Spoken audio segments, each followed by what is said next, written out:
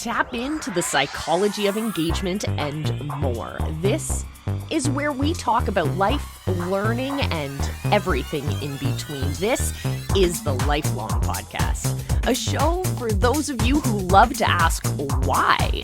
It's because we're marketers. It's because we're coaches. It's because we're change makers. Each week, we dive into the big questions and explore the psychology of engagement with strategies, tactics, and special guests along the way. Now, here's your guide, the visibility hacking queen herself, Coach Molly.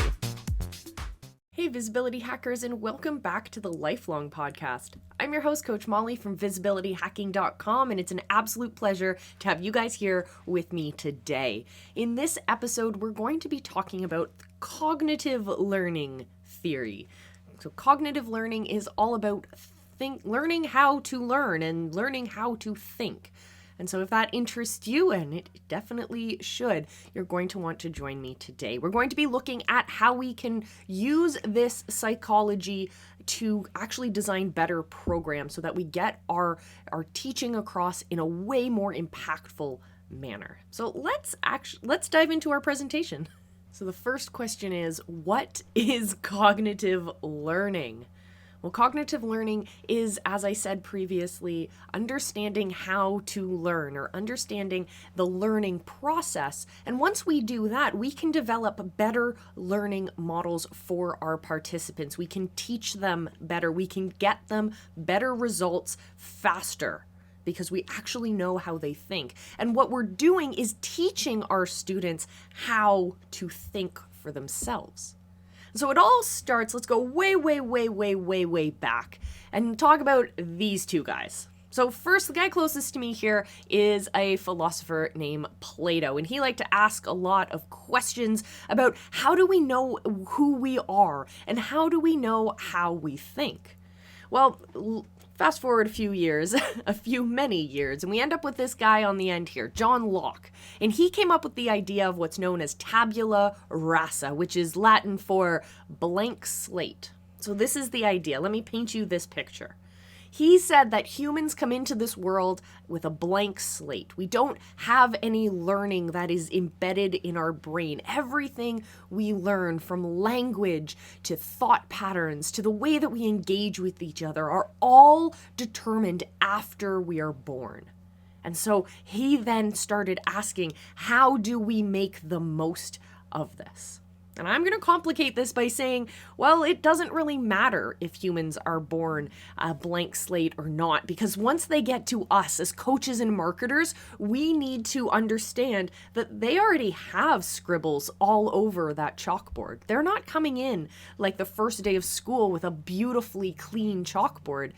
Instead, they're coming into our programs with all of this baggage, these false beliefs that we have to break and we have to use in order to help them move forward. So I'm sorry, John Locke, I love your philosophy, but here, gotta say, it doesn't apply to us.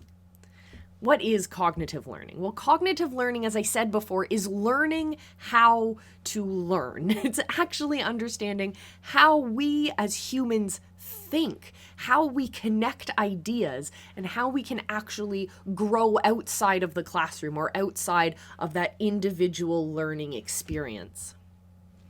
Cognitive learning is also understanding that we need to reflect on our experiences.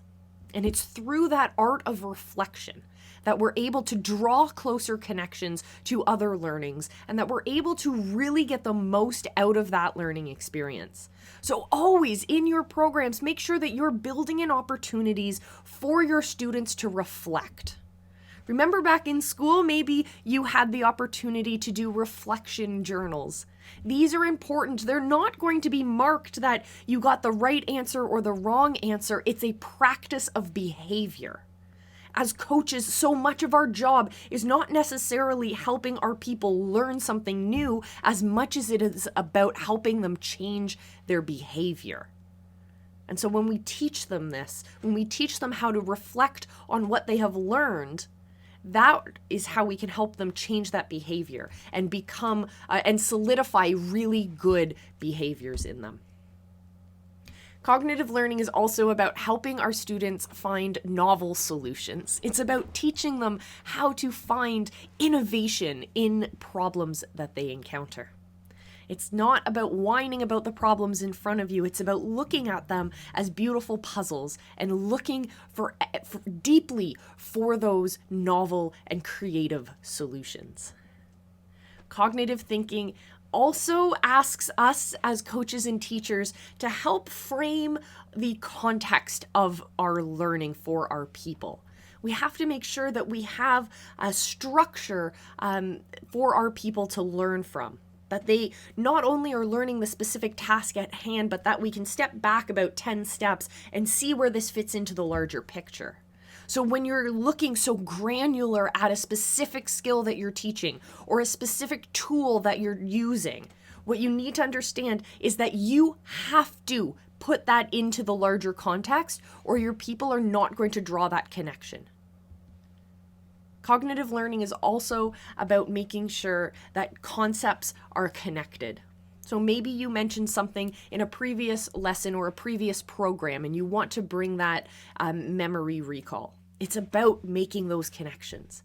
It's about understanding that learnings can exist separately. We can learn these different skills separately, but it's the art of connecting those together. So maybe there are skills that you don't necessarily teach in your program, but that you want to recognize are necessary. And maybe they learned them in other programs, or maybe you're just planting the seed to help them realize that these are skills that they in fact do need to understand how to do. You're placing that importance, but most importantly, you're drawing that connection between those concepts for them. The next thing we'll talk about is what's known as the learning loop. And the learning loop has 3 steps.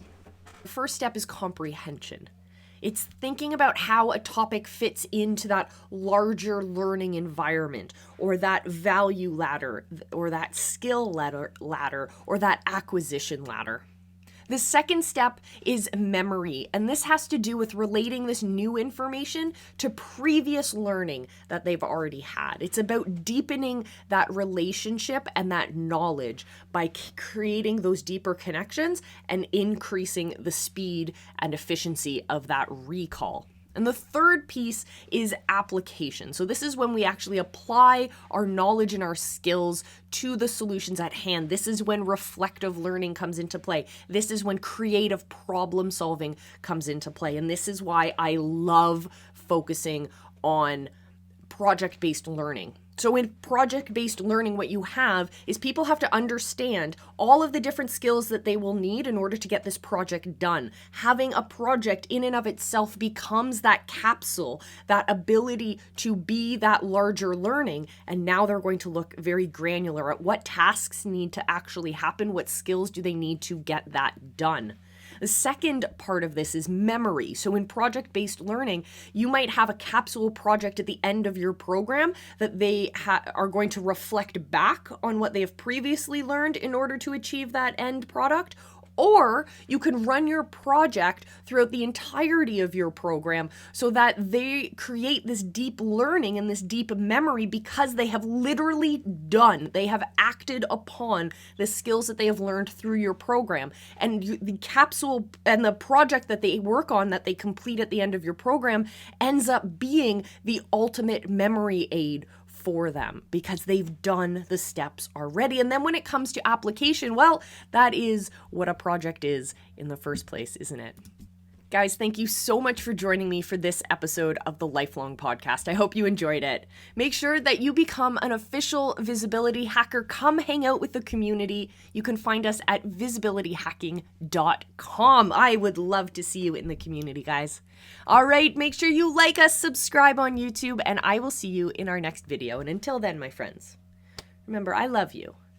Be excellent to each other.